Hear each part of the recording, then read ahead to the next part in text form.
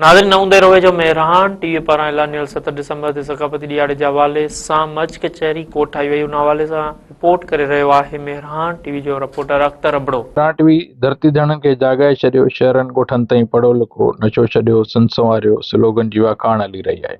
9 देरो भरिसां ॻोठ शमीर खान ॾाणीअ में पीपी अॻवान शमीर खान ॾाणी जी यादि में संदसि पुट मनोहर अली ॾाणी पारां मच कचहरी कराई वई, जंहिंमें समाजी अॻवाननि, सहाफ़ियुनि तौर ॻोठाणनि रहमतुल्लाह भुट्टो, अब्दुल लतीफ़ सोलंकी, असगर अली अब्बासी, मनोहर अली ॾाणी समेत ॿियनि शिरकत करे कचहरीअ खे चार चंड लॻाए छॾिया। कचहरी में वॾो मचणी महिमाननि ऐं ॻोठाणनि खे विहारे वियो।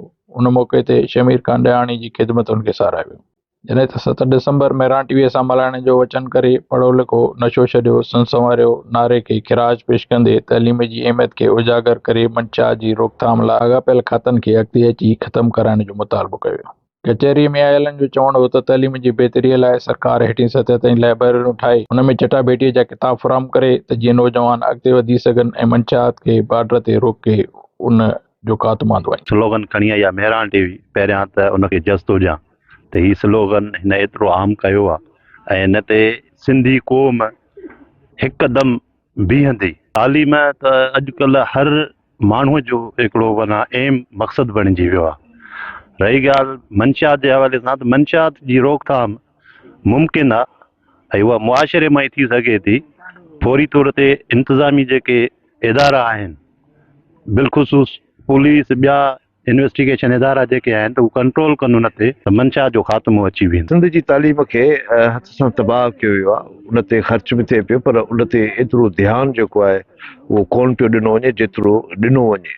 असांजे नौजवान खे मौक़ा फ़राहम कया वञनि, नंढनि नंढनि शहरनि में सुठियूं सुठियूं लाइब्रेरियूं क़ाइमु कयूं वञनि, उते CSS जा पंहिंजो जेके किताब आहिनि उहे जेके आहिनि उहे मुहैया कया वञनि त असांजो नौजवान अॻिते ईंदो ऐं पढ़ाईअ में जेको आहे माना उहो सुठो अॻिते वञी सघे थो। नंबर खे ईद खां वधीक इंशाल्लाह मल्हाईंदासीं ऐं पंहिंजनि नंढनि वॾनि खे नंढड़नि खे असां इहो माना जेको आहे दर्स ॾींदासीं त तालीम पिराइनि ऐं तइलीम सां लॻाव रखनि।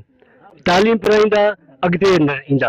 इंशाल्लाह 7 डिसंबर अक़ीदत सां मल्हाईंदा। तालीम हर इंसान जो हक़ बि आहे ऐं हर कंहिं ते वालिदिन ते फ़र्ज़ु बि आहे त पंहिंजनि ॿारनि खे तइलीम जे ज़ेवर सां सवारनि।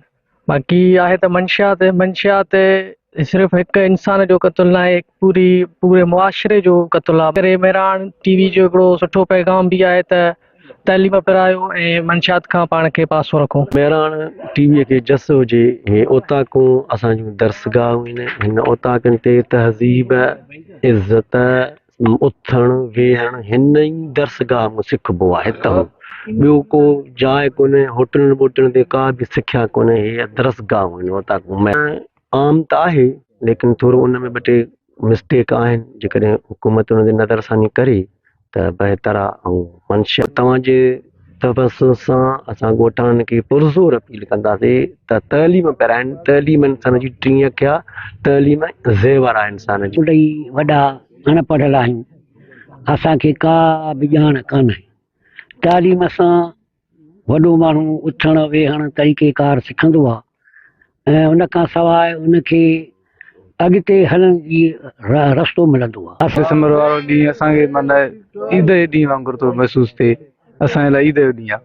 7 डिसंबर मेहरान टीवीअ सां ईद जीअं मल्हाइण जो वचन कयो वियो। Akhtar Abro, Mehran TV news, नौंदेड़।